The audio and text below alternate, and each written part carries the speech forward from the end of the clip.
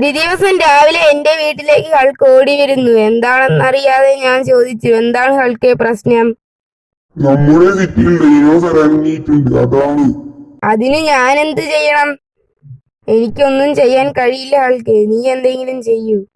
നിനക്ക് ചെയ്യാൻ കഴിയും, കാരണം നീ സൂപ്പർമാനായി അവരെ തോൽപ്പിക്കും. സൂപ്പർമാൻ ആവുകയോ? അതെങ്ങനെയാണ് ഹൾക്കെ? ഞാൻ ഹൾക്കിന്റെ അടുത്തേക്ക് ചെന്നു.